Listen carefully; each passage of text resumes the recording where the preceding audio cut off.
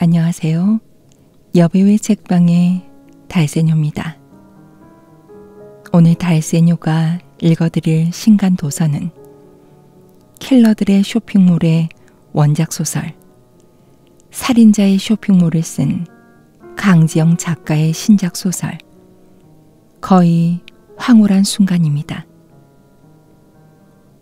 미스터리 스릴러에서 판타지, 로맨스까지 어떤 장르의 옷을 입든 압도적이고 파워풀한 서사로 독자를 사로잡아온 강지영 작가의 이번 신작 거의 황홀한 순간은 연향이라는 중소도시를 배경으로 운명적으로 얽힌 두 여성의 이야기를 강렬하게 그려내고 있습니다.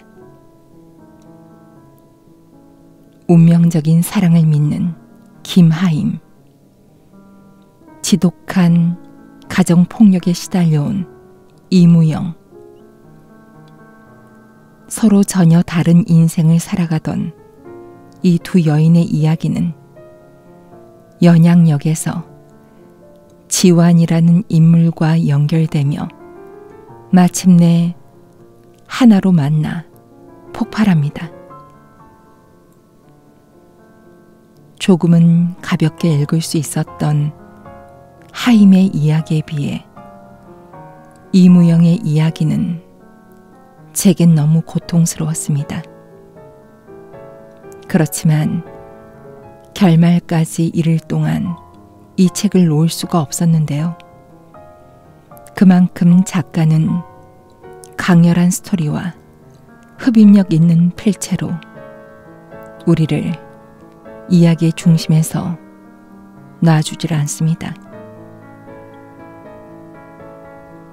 거의 황홀한 순간은 장이 바뀔 때마다 하임과 무영의 시점이 교차하며 전개되는데요.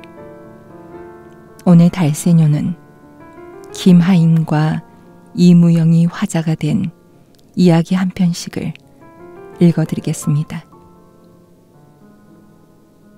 그럼 달세뇨가 읽어드리는 거의 황홀한 순간 시작하겠습니다.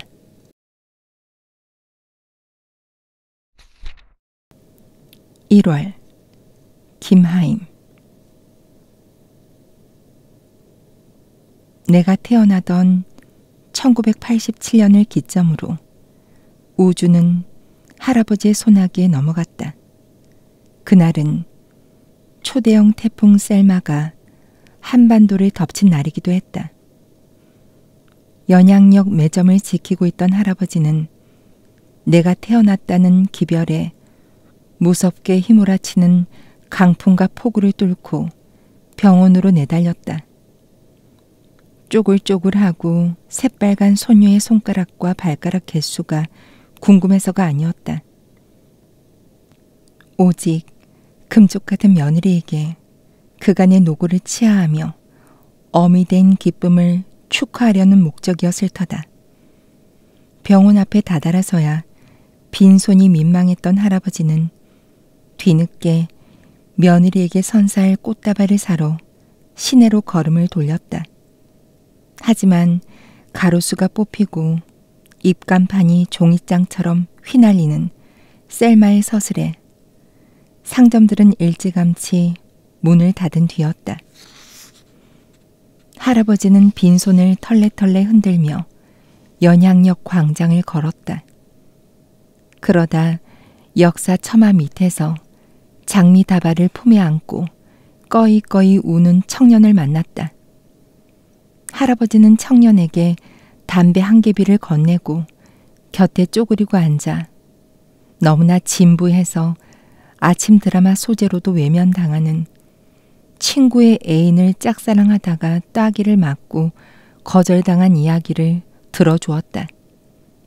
청년이 불도 붙지 않은 담배를 초당 40m의 태풍에 소매치기 당하자 할아버지는 그의 등을 부드럽게 도닥거리고는 들쩍지근한 목소리로 꽃다발 흥정에 들어갔다.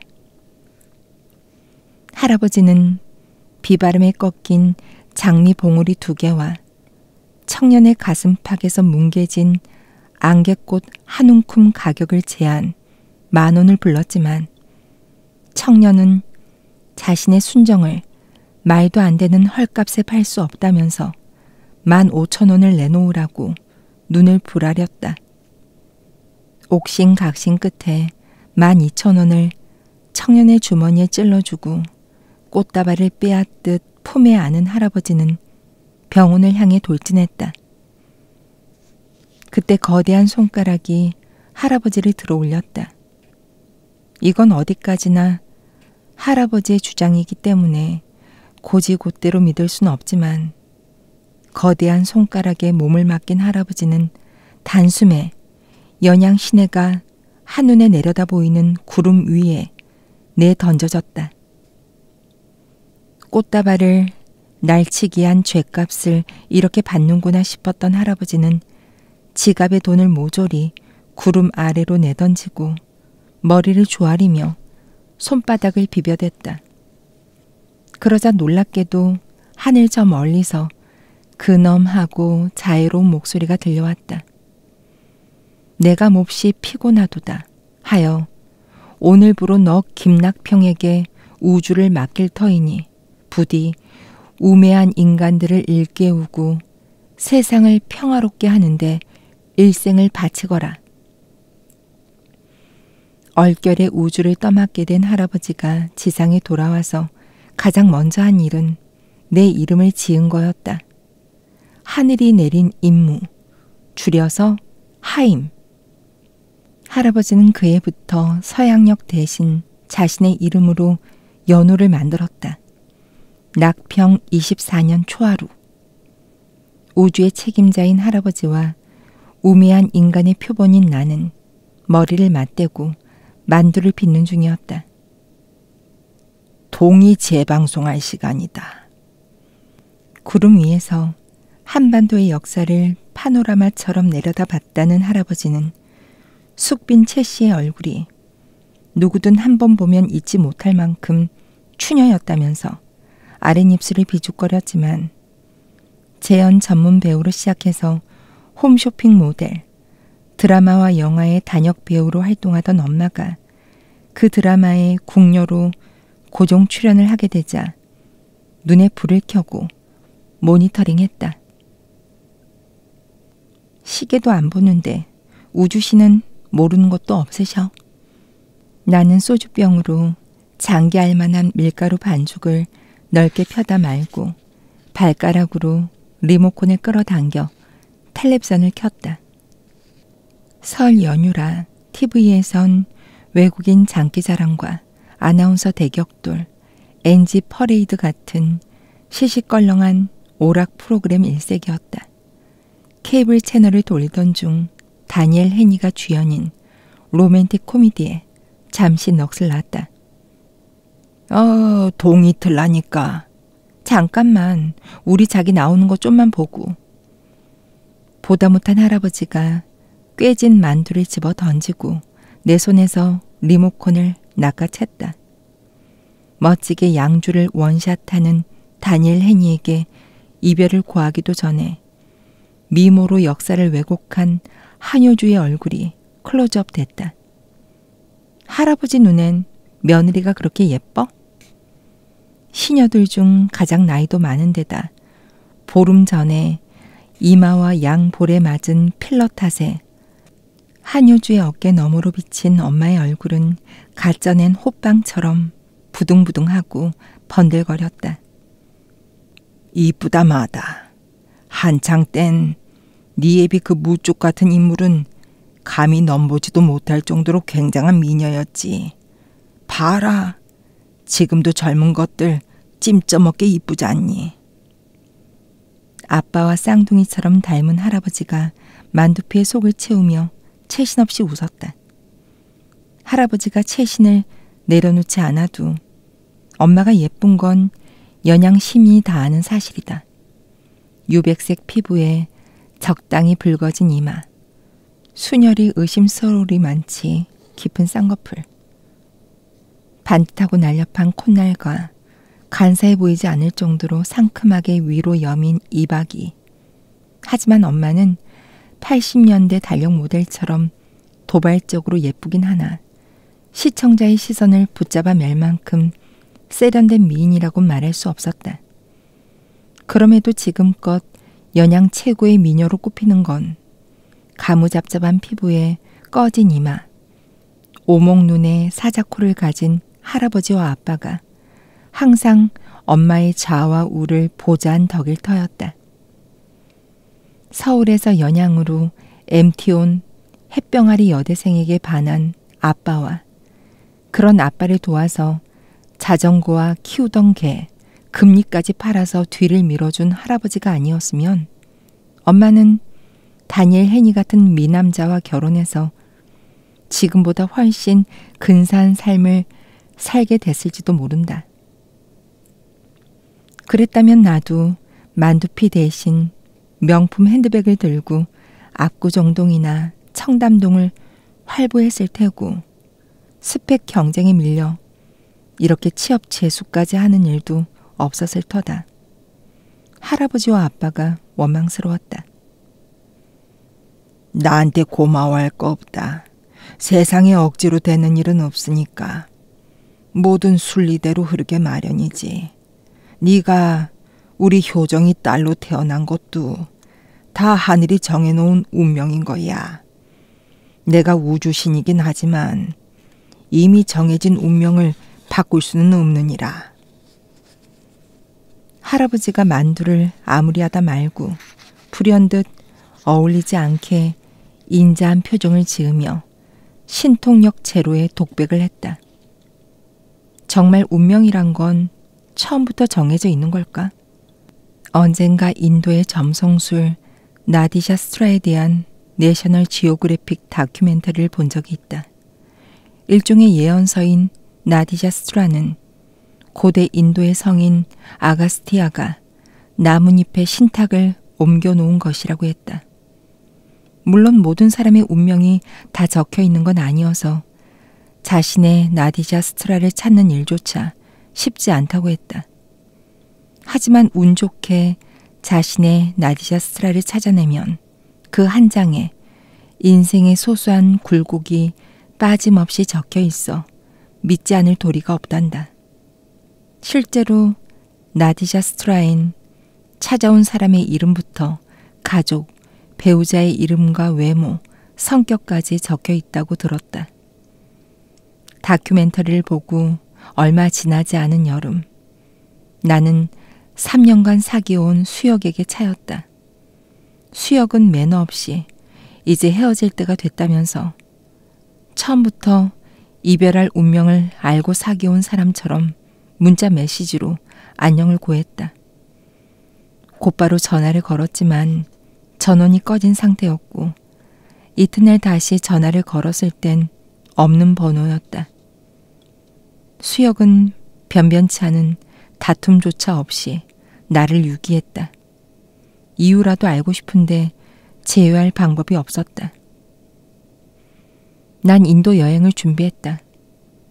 온라인 서점에서 인도 여행 안내 책자를 사들이고 인도 배낭여행 카페에도 가입했다. 또 징그럽게 말 안 듣는 중학생 3명에게 수학 과외를 하며 차곡차곡 여행 경비를 모아갔다. 여행의 유일한 목적은 나디샤 스트라였다. 타지말 궁전이나 히말라야 산맥 같은 건 안 봐도 좋으니 나의 나디샤 스트라를 찾아내서 미래를 속속들이 들여다보고 싶었다. 취직과 수명, 행운과 불운처럼 누구나 궁금해하는 인생 전반을 읽고 가장 마지막으로 수혁과 나의 운명이 다시 이어질 수 있는지를 확인하고 싶었다.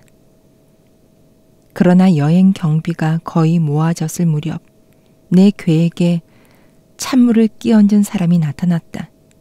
초등학교 동창생 성기였다. 녀석은 우리 집 길 건너 세시봉 미용실집 막내 아들이자 할아버지의 몇 안 되는 신도 중 하나였다. 성기는 저녁 후 줄곧 복학 신청을 미루다. 요즘은 5천만의 퀴즈쇼, 우승 상금 5천만 원을 노리며 예심을 준비하고 있었다.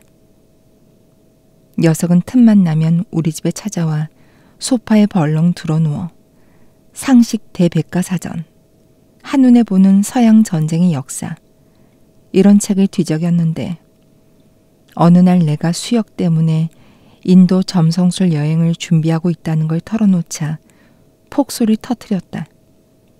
야, 넌 신을 믿냐? 네가 신이라면 바닷가 모래알 만큼이나 많은 인간들을 하나하나 설계하고 디자인하면서 그 전능한 힘을 낭비하겠냐고. 모래알의 운명은 바람과 파도, 그리고 부피와 밀도가 저와 비슷한 다른 모래알들이 만들어가는 거야. 모든 모래알들은 먼지가 되고 그 먼지는 흙으로 돌아가서 다시 바위가 되겠지. 모래나 먼지나 흙이나 바위나 본질은 매 한 가지라고.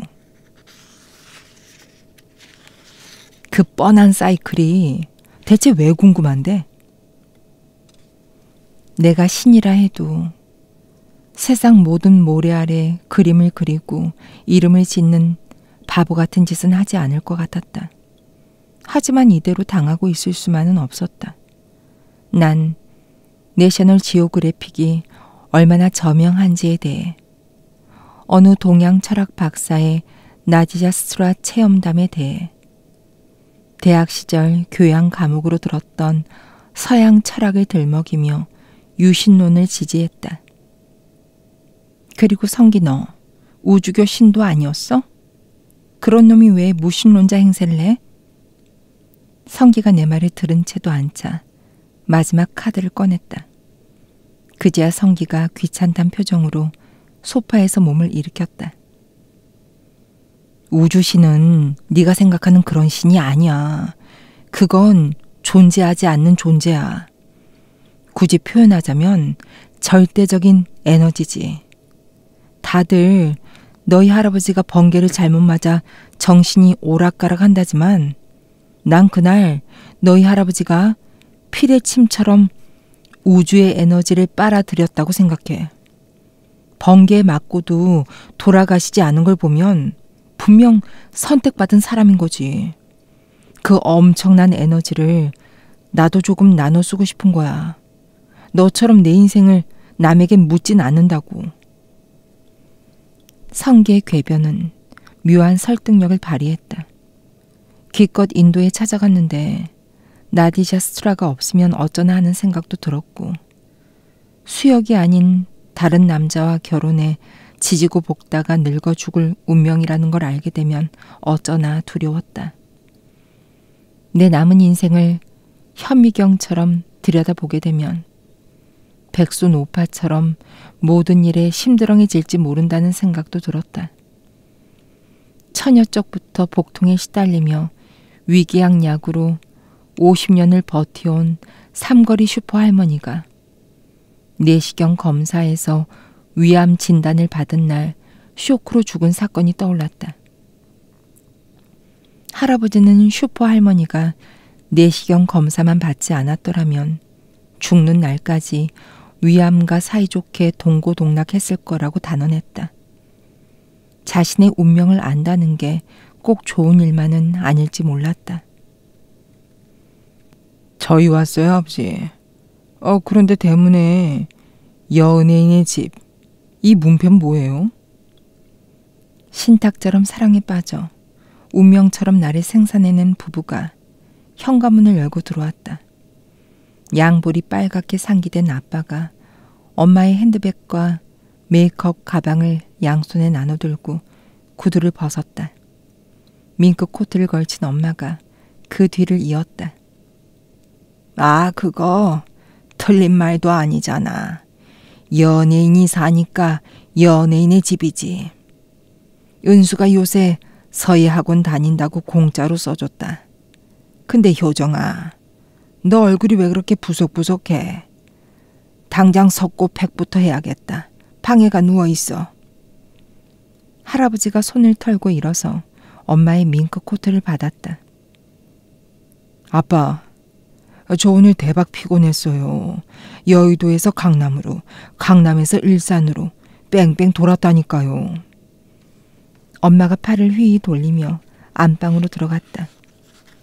그러자 기다렸다는 듯이 아빠가 할아버지 곁에 바짝 다가가 소곤소곤 귓속말을 했다.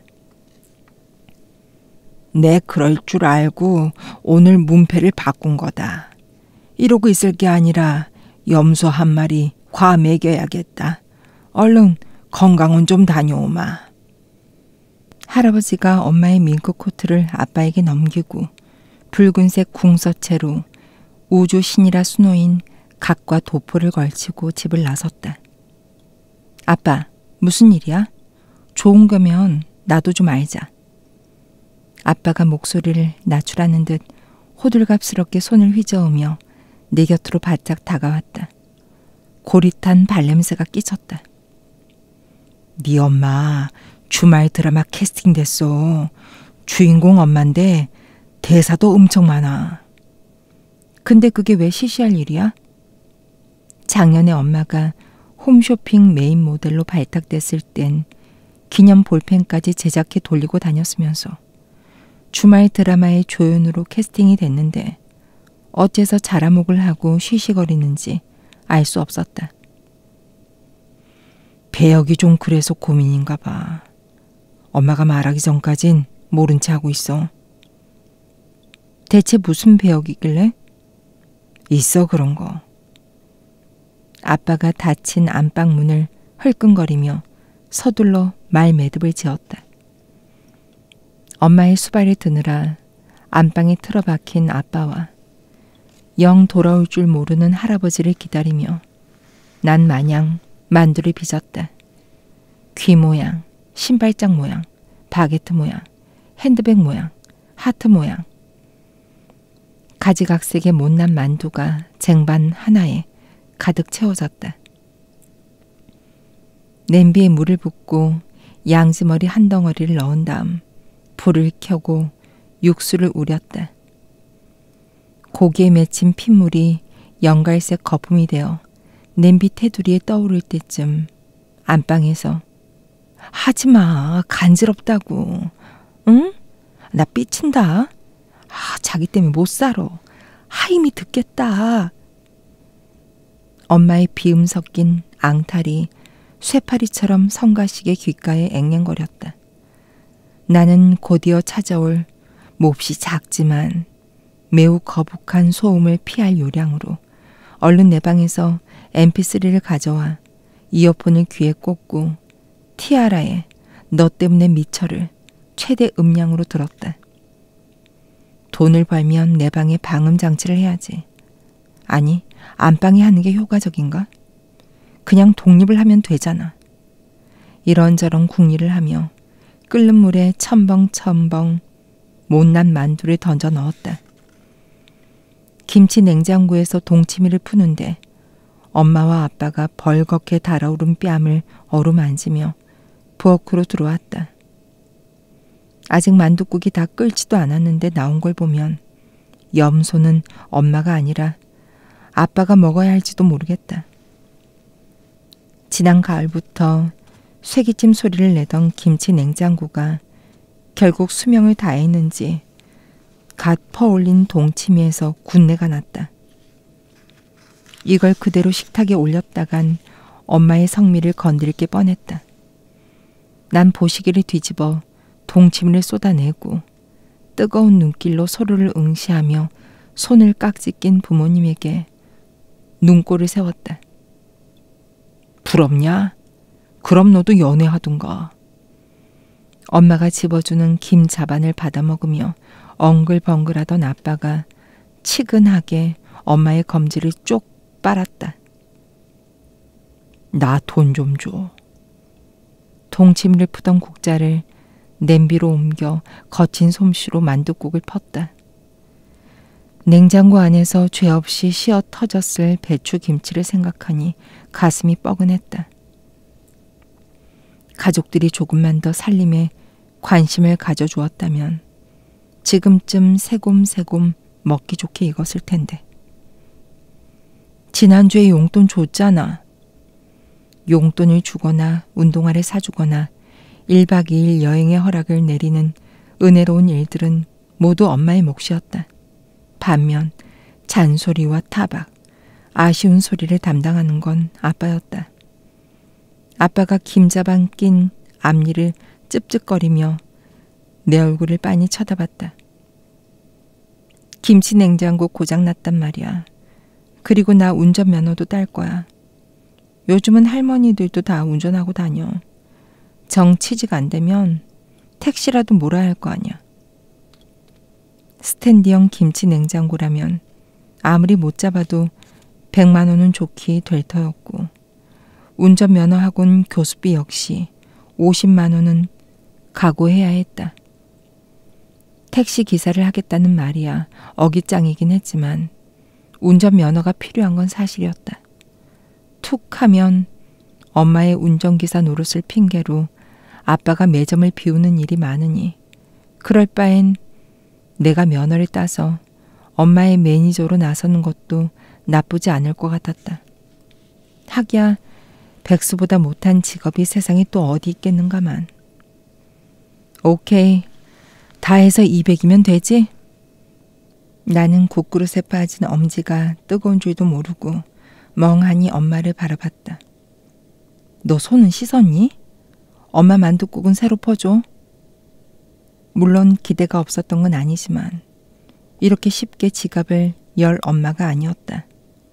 통장에 잔고가 생기면 피부과부터 달려가는 사람이 살림살이를 늘리고 미래가 불투명한 딸에게 그런 거금을 투자하겠다니. 난 얼떨떨한 얼굴로 엄지손가락 빠진 국그릇을 아빠 앞에 내려놓고 새 그릇을 부시고 또 부셔 엄마 몫의 만둣국을 펐다. 자기야, 결심했구나. 엄마를 바라보는 아빠의 얼굴이 파티마 언덕에서 성모 마리아를 아련한 어린 목동처럼 경외심에 가득 차 있었다. 어쩌겠어. 나 아니면 안 된다잖아.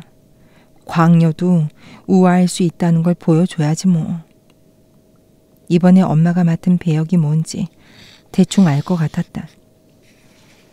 홈쇼핑 모델도 제주 은갈치나 절전형 온열 매트처럼 우아하지 못한 역할은 단칼에 거절해온 엄마가 집에서조차 치렁치렁한 원피스에 풀 메이크업을 거르지 않는 엄마가 미용실 가운이 스타일을 구긴다는 이유로 아빠에게 미용 기술을 배우게 했던 엄마가 광녀를 결심하다니.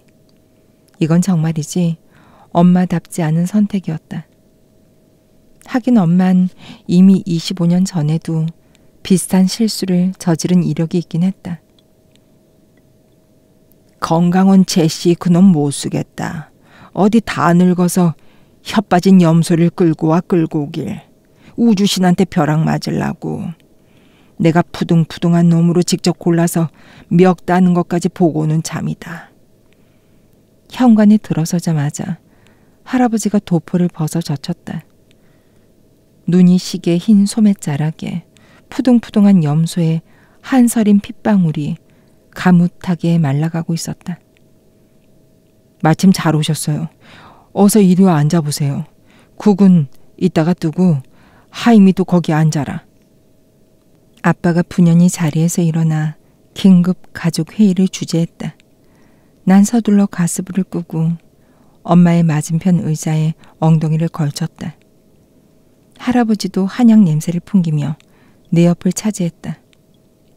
아버지, 효정이 그 배역 맡기로 결심했어요. 아빠의 말투는 마치 부모님 앞에서 임신한 애인과 결혼을 선언하는 노총각처럼 수줍고 부듯하게 들렸다. 옳지, 잘 생각했다. 내가 진즉에 일이 될 줄 알고 건강원 다녀온 거 아니냐. 아가, 잘했다. 참 잘했어.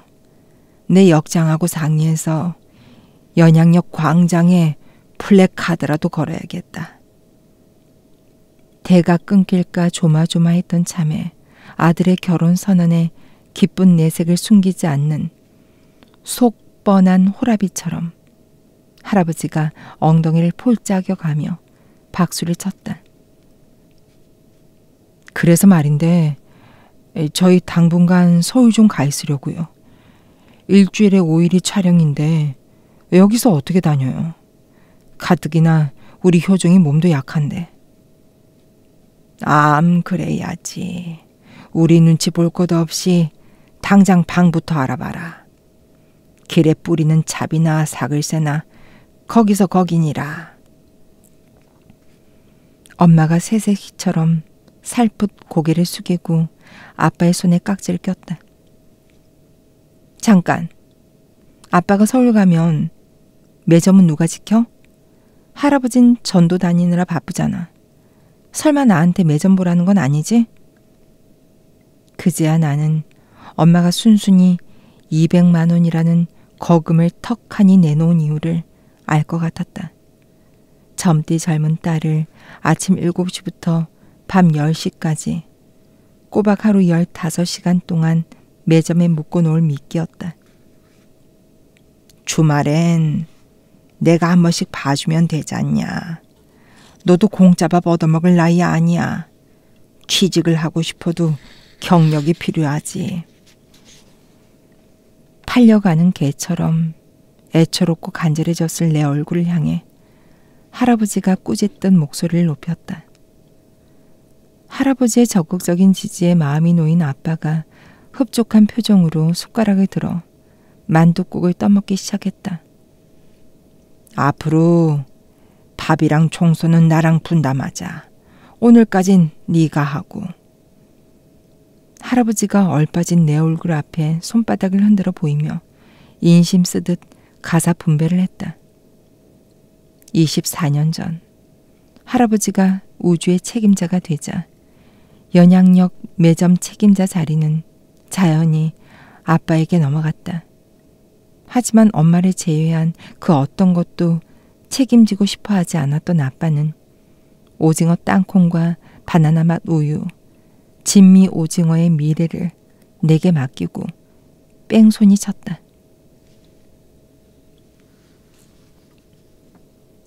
(1월) 이무영. 야정빛 하늘에 희끗한 눈발이 섞였다. 밤새 칼락거리던 보일러가 새벽녘부터는 쥐죽은 듯 고요했다. 그제 경유 한 마를 넣었으니 연료가 부족한 건 아닐 터였다. 미나는 추위를 많이 탄다. 어쩌면 지금쯤 잠에서 깨어 무릎을 배로 끌어당기고 바스라질 듯 가녀린 어깨를 파르르 떨고 있는지 몰랐다. 무상 AS 기간은 우리가 이 다가구 주택에 이사 오기 5년 전에 이미 끝났다. 통장 잔고가 보일러 수리 비용을 감당할 수 있을지 가늠할 수 없었다. 침대에서 일어나 조심스럽게 히테를 타 넘어 방바닥에 내려섰다.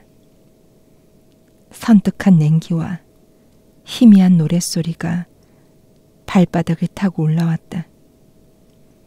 독실한 기독교 신자인 1층 주인의 집에선 날이 밝지도 않았는데 찬송가를 부르고 있었다. 우리 주 하느님이 너를 넘어지지 않게 하시리라. 저 뜨거운 태양과 밤의 달이 너를 해치지 못하리. 정초부터 예병들하고 앉았네. 잠기가 밝은 희태가 신경질적으로 이불을 젖히고 일어나 커튼을 닫았다. 이제 방 안엔 태양도 달도 스며들지 못하는 깊고 육중한 어둠뿐이었다. 그가 손을 더듬어 방바닥에 너부러진 담뱃갑을 잡는가 싶더니 번쩍 사위가 밝아졌다. 앵도할 만한 작은 불씨만 남기고 다시 어둠이 깃들었다. 왜 거기 뻗대고 서 있어? 서방 기침했으면 빤스부터 까지 않고. 매캐한 담배 연기가 희태의 구치를 씻고 달려들었다. 정가 팔범다운 혐오스러운 말투였다. 보일러 고장났어. 미나방에 이불 좀 더 갖다 주고 올게. 희태가 담배를 빨아들일 때마다 방 안에 경광등 불빛처럼 위험하고 조마조마한 빛이 어른거렸다. 나부터 덮여주고 가란 말이야. 너 말귀 못 알아들어? 희태가 내 손을 끌어다 이불 속 자신의 사타구니에 가져다 댔다. 단단하게 발기된 성기가 손바닥 아래 성난 짐승의 외뿔처럼 느껴졌다. 주님의 거룩한 은총으로 이 가정에 평화 있으라. 아멘. 얇은 벽을 타고 이웃의 기도 소리가 울렸다. 지금 미나에게 평화를 줄 수 있는 건 그들이 믿는 주님이 아니라 나의 육체였다. 나는 희태의 택시 룸미러에 걸린 오늘도 무사하길 기도하는 잠옷 입은 소녀처럼 다소곳이 무릎을 꿇고 그의 다리 사이에 고개를 박았다.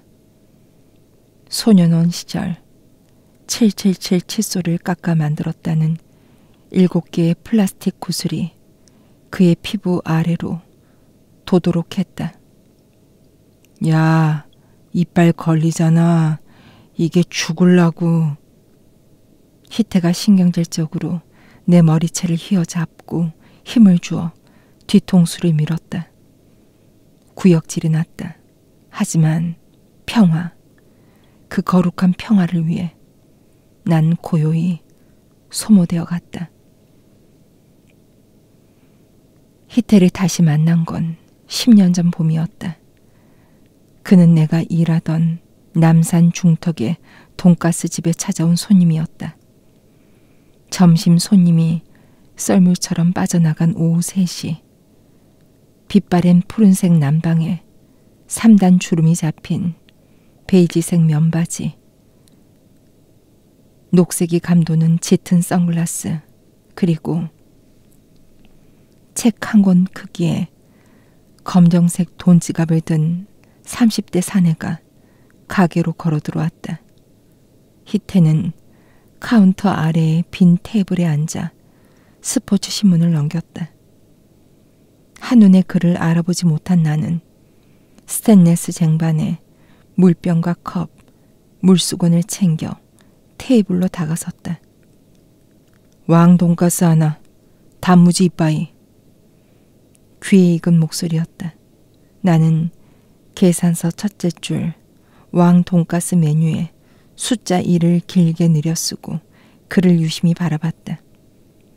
그도 스포츠 신문 숨은 그림 찾기에서 눈을 떼고 나를 물끄러미 올려다봤다. 빙고, 드디어 찾았네. 그가 앞니를 시원하게 드러내며 익살스럽게 웃었다. 카운터에 앉아있던 사장이 흥미롭다는 듯 상체를 조금 앞으로 숙여 나와 희태를 넘겨다 봤다. 희태가 선글라스를 벗어 가슴 앞주머니에 찔러 넣고 손을 옮겨 내 손목을 움켜쥐었다. 그리고는 치마 아래로 드러난 내 종아리를 흘끔거렸다. 난 아주 오래 전에도 그 눈빛을 본 일이 있었다. 희태는 내가 막 고등학생이 되던 해 우리 집 건넌방으로 이사를 왔다. 그는 공업고등학교를 중퇴하고 아빠가 운영하던 카센터에 찾아와 허드렛 일을 하며 기술을 배우는 풋내기 정비사였다. 눈이 작고 날카로웠지만 남자답고 야무지게 솟은 코와 웃으면 박속처럼 흰 앞니가 몽땅 드러나는 시원한 인매를 가진 미남이었다. 함경도 태생의 실향민이었던 아빠는 어려서 양친을 모두 잃고 고모와 외삼촌 집을 전전하다 빈손으로 타양살이를 시작했다는 그를 측은하게 여기고 선뜻 방을 내줬다. 희태는 검은 육색 하나를 어깨에 짊어지고 건넌방에 들어가 곰팡이 쓴 병풍과 녹슨 재봉틀, 오래 묵은 매실줄을 밀어내고 짐을 풀었다. 처음엔 다 큰딸이 있는 집에 근본도 모르는 청년을 들인 아빠를 원망하던 엄마도 얼마 지나지 않아 희태에게 마음을 열었다. 퇴근하는 그의 손엔 언제나 이튿날 상에 올릴 자방 고등어나 모시조개, 돼지고기 등을 담은 검정 비닐 봉투가 들려 있었다. 첫 월급을 받던 날엔 아빠 몫에 칸가루표 가죽 장갑과 엄마 몫에 전기 고데기가 들려 있었다. 한 달에 2번 찾아오는 휴무엔 아빠를 대신해 미어진 지붕을 덧대고 폐목재를 주워와 평상을 만들고 전기를 끌어다 현관에 알 전구를 달았다. 손이 야무진 덕에 몸머리 하나 튀어나오게 내버려 둔 법이 없었고 팬티 한 장 함부로 내놓는 법 없이 제 손으로 빨고 개켜 엄마를 감동시켰다. 그렇게 채 3달이 지나기도 전에 엄마는 내 밥공기보다 희태의 밥공기를 먼저 상에 올리게 되었다. 그러나 희태는 우리 집에서 유독 나에게만 냉담했다. 엄마 앞에선 해벌쭉 웃는 낯이다가도 곁에 내가 나타나면 얼른 인상을 굳히고 고개를 획 돌려버리곤 했다. 행여 딸에게 흑심을 품지나 않을까 걱정했던 엄마는 이내 마음을 놓았다. 그해 가을 아빠와 함께 1박 2일로 친목회 단풍놀이를 떠나면서도 얼굴에 그늘이 없었다. 그날 저녁 부기학원에서 돌아온 나는 마당 수도가에 쪼그리고 앉아 교복 치마를 빨았다. 오후 늦게 갑자기 시작된 생리로 엉덩이 깨에 500원짜리 동전만한 얼룩이 생긴 탓이었다. 난 희태가 돌아오기 전에 얼룩을 지울 심산으로 핏자국이 생긴 부분을 지르 잡아 비누칠을 한 다음 양손 엄지 사이에 천을 바투 잡고 거품이 일도록 비벼댔다. 분홍색 거품이 보글보글 올라와 봉숭아 꽃물 든 손톱을 덮어갔다. 손빨래 하는구나. 고즈넉한 어둠 속에서 희태의 목소리가 들렸다. 난 다급히 세숫대야에 빨래를 담그고 치마 앞자락에 손을 닦았다. 낡은 워커가 성큼성큼 마당을 가로질렀다. 저녁 안 드셨으면 차려드릴까요? 희태가 마루에 걸터 앉아 썽그레 웃어 보였다. 부모님 앞에서 지어 보이던 웃음과는 어딘가 달랐다. 눈을 내리깔지도 입을 가리지도 머리를 숙이지도 않은 날 것 그대로의 웃음이었다. 오늘 펜벨트 쇼바 가에다가 엄지가 나갔네. 방금 5반을 꿰매고 오는 길이야. 그래서 말인데 네가 내 워커끈 좀 풀어줄래? 그러고 보니 희태의 왼손 엄지가 붕대로 칭칭 감겨 있었다. 손이 젖었는데 괜찮아. 내 워커도 땀에 절었어.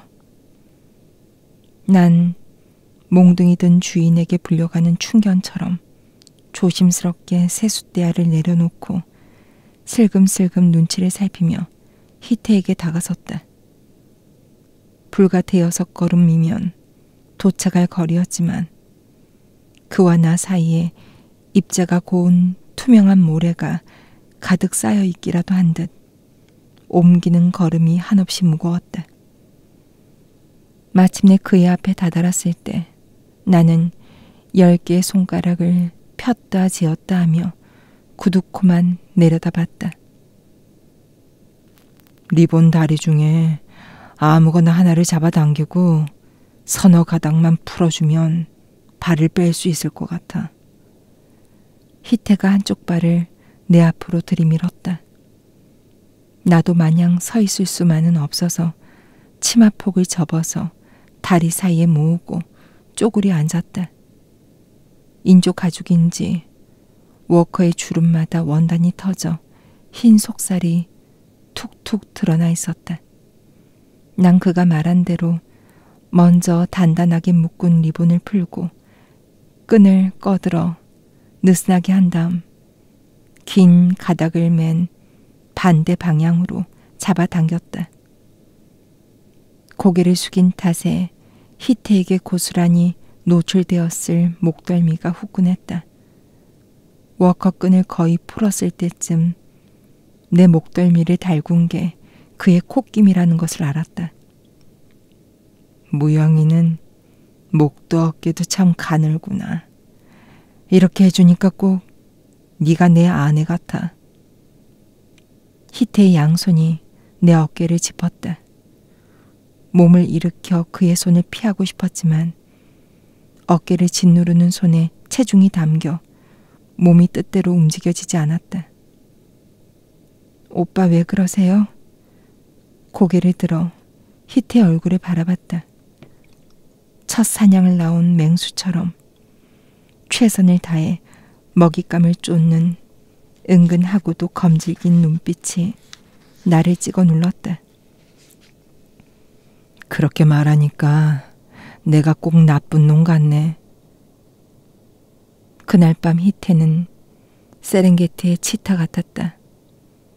먹잇감이 지칠 때까지 꽁무니를 쫓는 하이에나가 아닌 쟁걸음에 달려들어 순식간에 목줄을 끊지 않으면 굶고 마는 성미 급하고 지구력 없는 짐승. 그는 끝내 워커를 벗지 못하고 나를 포획했다. 상대가 하이에나였다면 비명이라도 질렀을 테지만 날렵하고 호기로운 치타는 내 목덜미와 가슴팍에 굵은 이빨을 들이밀며 쇳내를 풍겼다.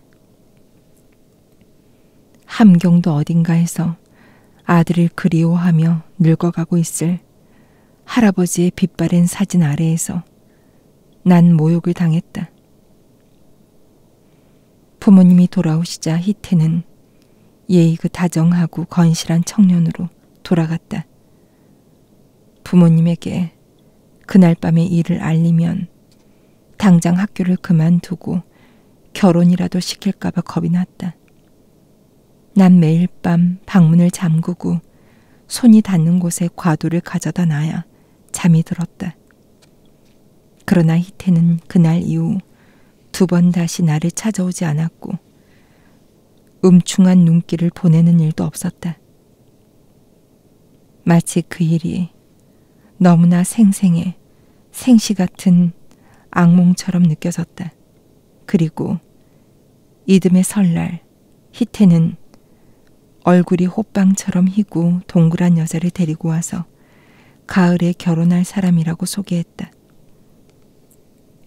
엄마는 고명을 잔뜩 얹은 떡국과 나박김치, 전유어와 누름적으로 상을 차려 여자를 정성껏 대접하고 아껴두었던 모카 이부자리를 꺼내 건넌방에 넣어주었다. 그날 나는 희태의 방에서 들려오는 희미한 웃음소리를 피해 부엌으로 들어가 몰래 제주로 쓰고 남은 정종을 마셨다. 그리고 건넌방 문 앞에 쪼그리고 앉아 희태와 여자의 거칠거나 고요한 숨소리에 귀를 쫑긋 세웠다. 자정을 훌쩍 넘긴 새벽녘 건넌방 미닫이 문이 열렸다. 술기운이 잔뜩 오른 내 눈에 양은 주전자를 손에 든 내복 차림의 희태가 회색 유령처럼 어른거렸다. 그는 나를 발견하곤 퍼뜩 놀란 표정으로 조심스럽게 다가왔다.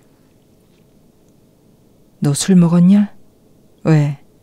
그깟 일로 협박이라도 하려고? 돈 주리?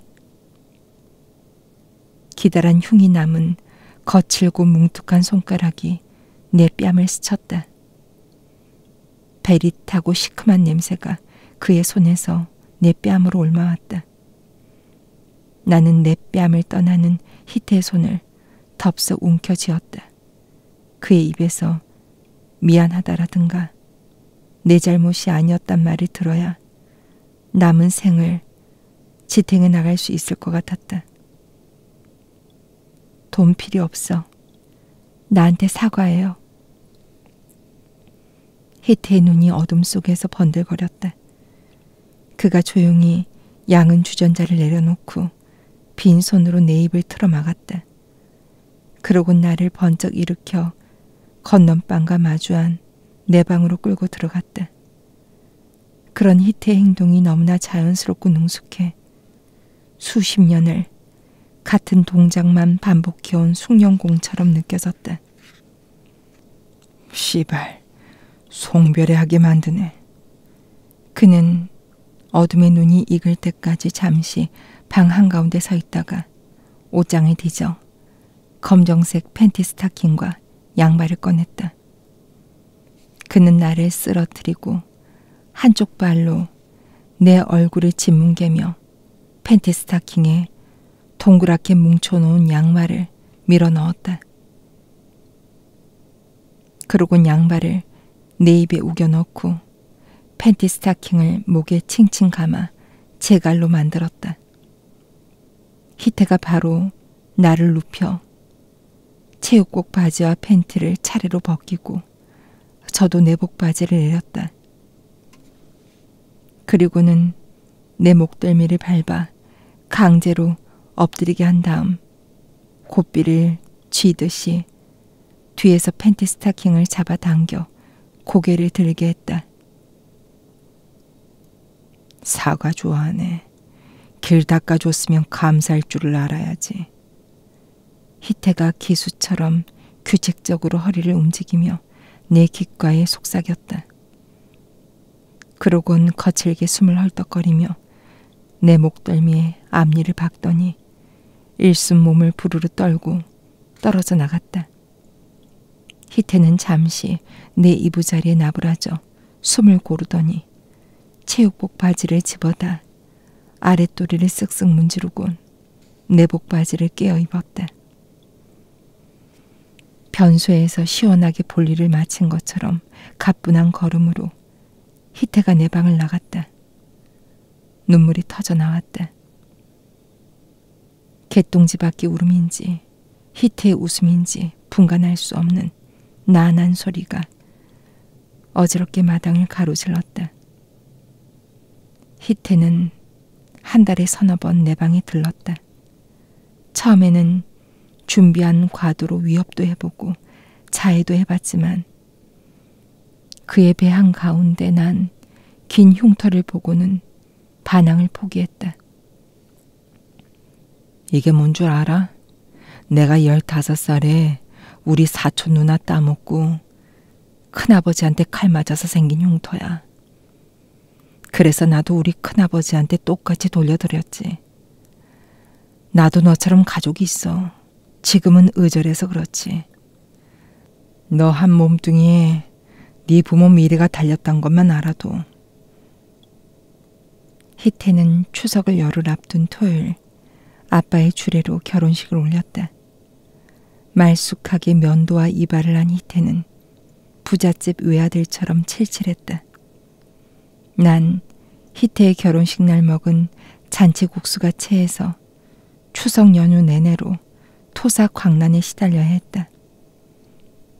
그러나 진짜 원인은 잔치국수가 아니었다. 그 무렵 생리가 끊기고 입안에 늘 묽은 침이 고였다. 가슴이 땡땡하게 부풀어 올라 브래지어가 쥐었고 시도 때도 없이 잠이 쏟아졌다. 어린 나이였지만 그게 뭘 뜻하는지 알 것 같았다. 부곡 하와이로 신혼여행을 다녀온 히테가 양주 한 병과 담배 한 보루를 사들고 집에 찾아왔을 즈음 나는 버스 터미널에서 가장 멀고 낯선 종착역을 찾아 표를 사고 있었다.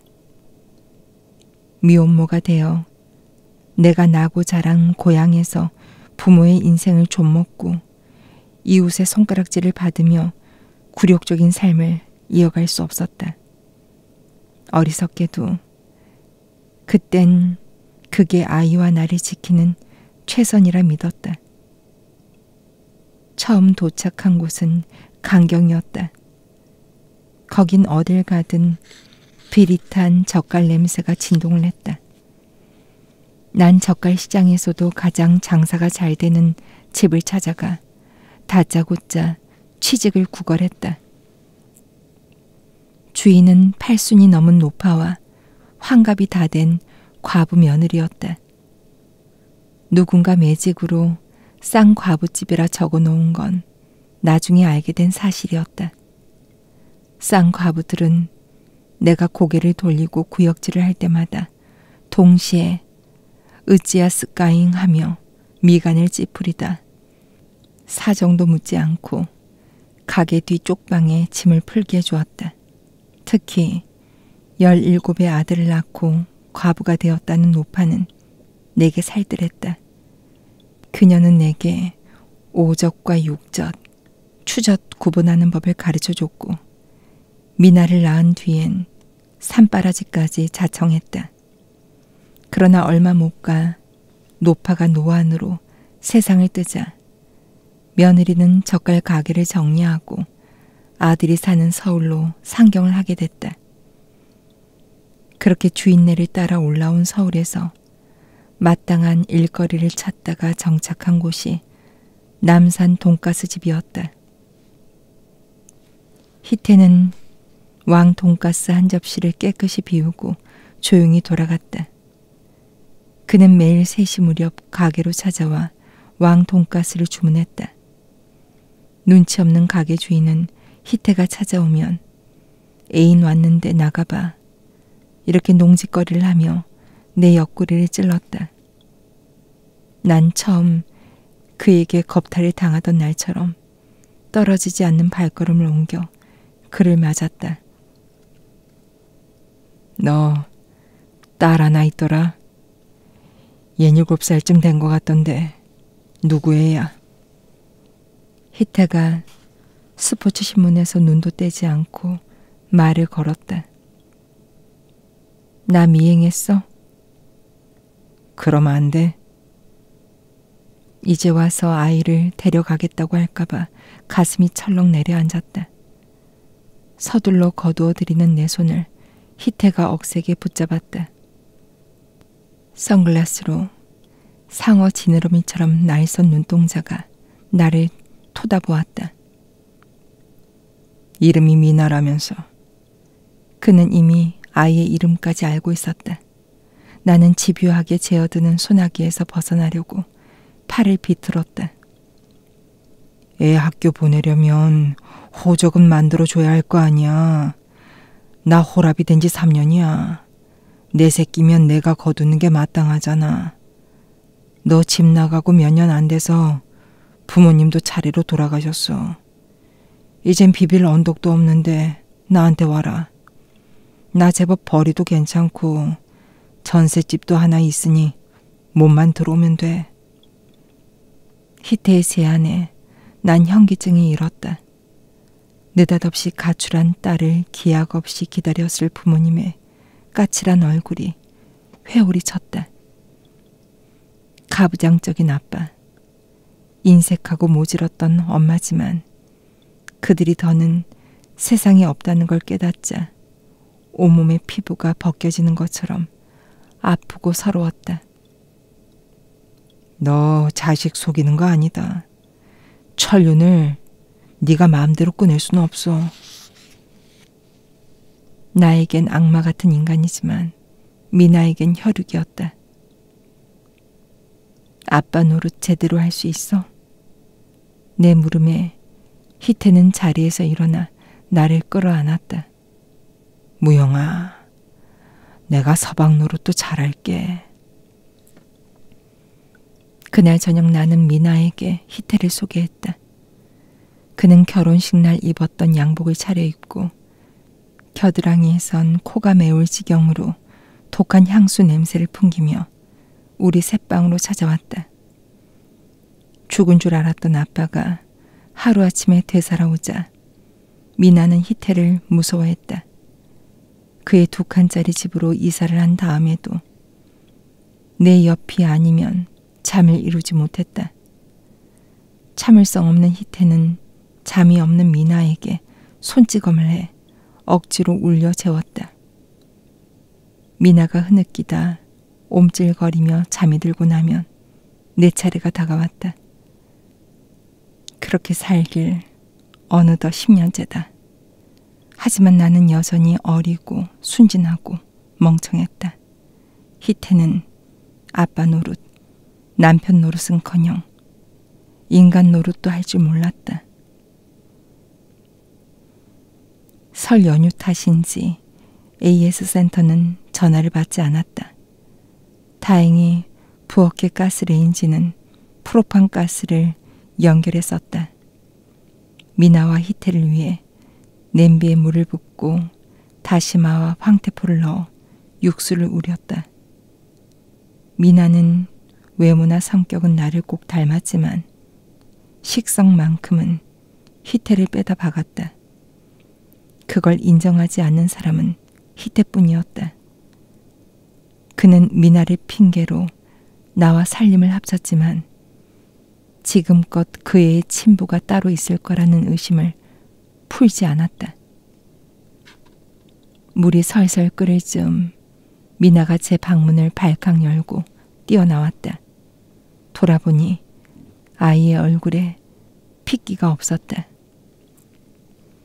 아빠 주무시니까 발소리 낮춰. 그리고 보일러 고장나서 뜨거운 물 안 나와. 이따 엄마랑 목욕탕 가자.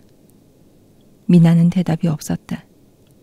다정하고 삽삽한 성격의 아이는 야단을 맞아도 금세 헤헤거리며 내 허리춤에 매달려 애교를 부렸다.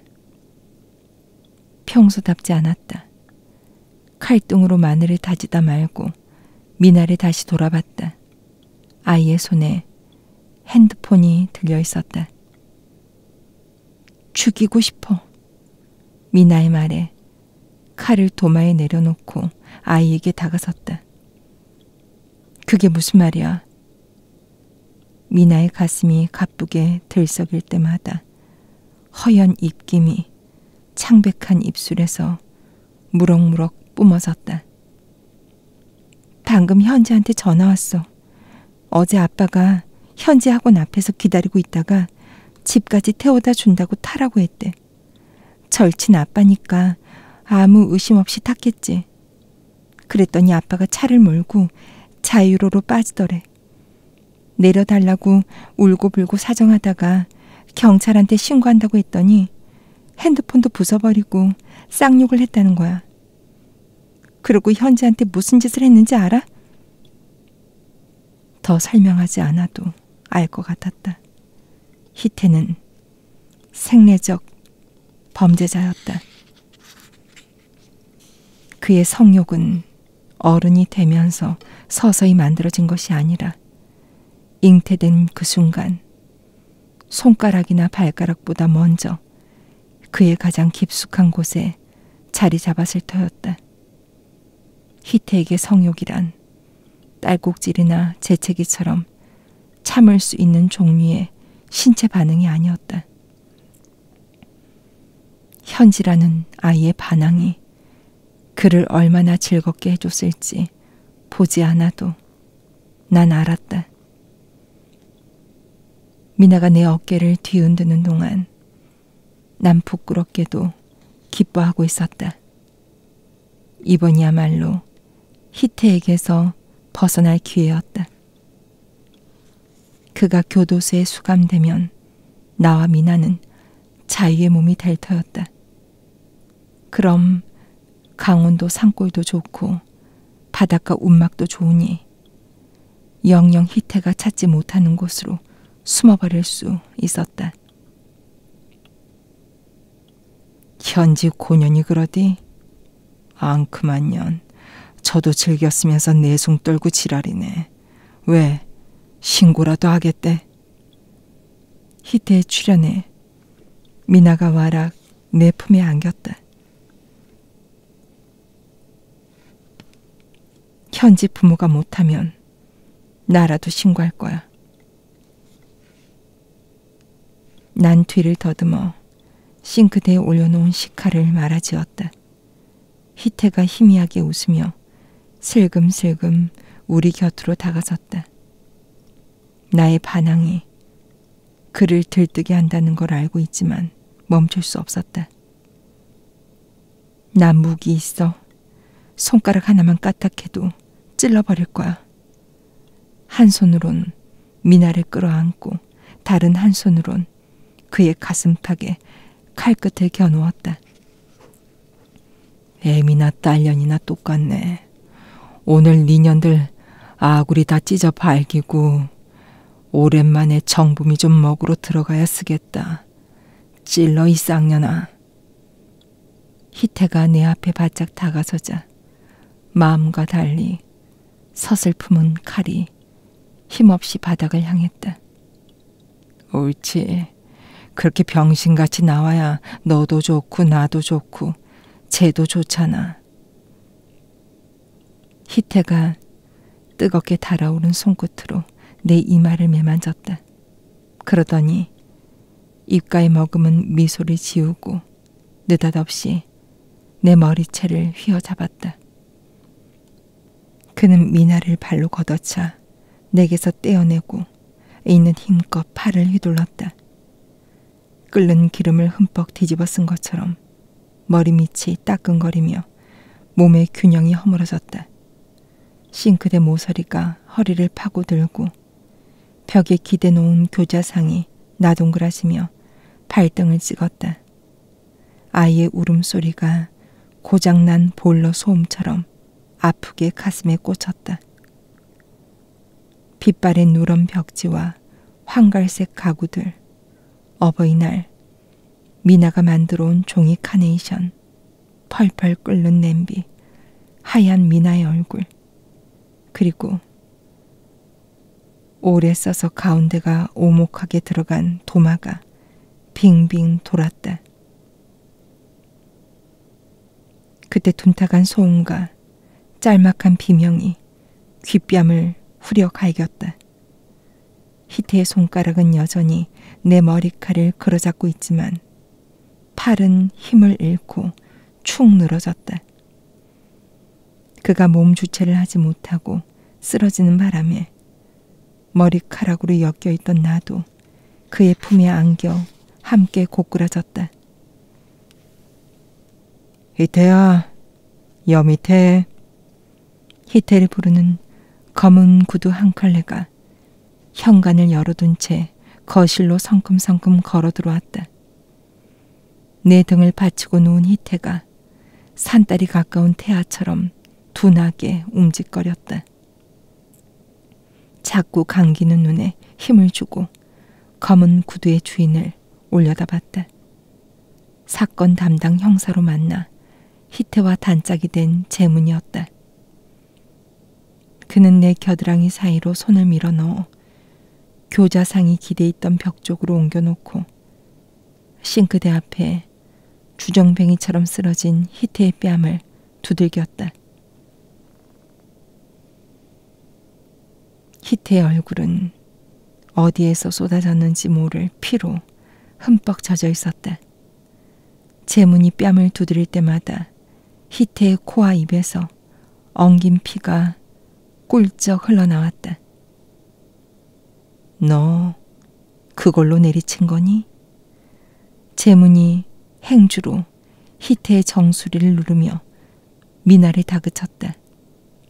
그러자 박힌 듯 부엌 한편에 말없이 서 있던 미나가 등 뒤로 감추었던 나무 도마를 툭 떨어뜨리고 자리에 쪼그려 앉았다.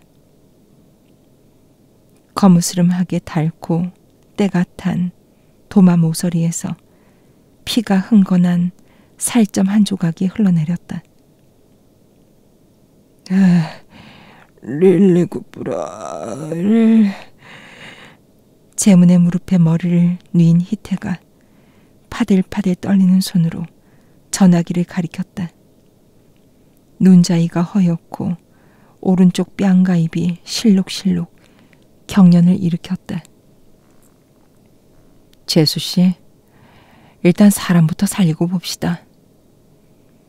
희태의 머리에서 흘러나온 피가 세장형으로 부엌 바닥에 뻗어나갔다.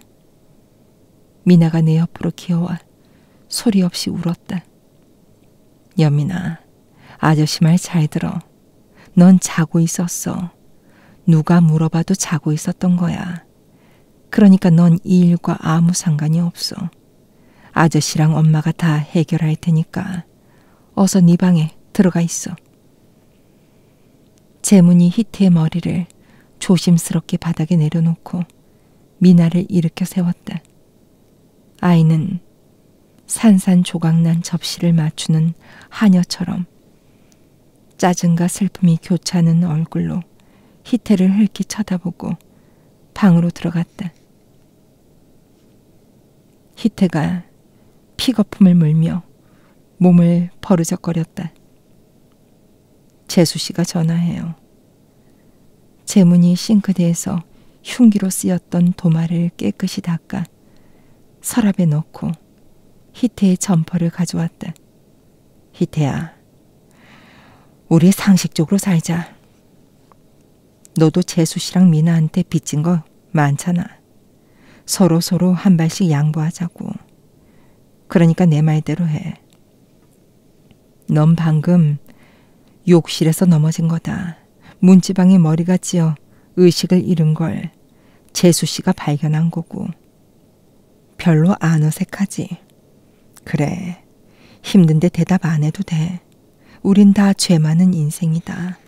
얌전히 살다 가자, 응? 재문이 희태를 달래는 동안 난 수화기를 들고 또박또박 119번을 눌렀다. 강간범과 강간범의 죄 없는 가족들의 지붕 위에 흰눈이 말없이 쌓여갔다.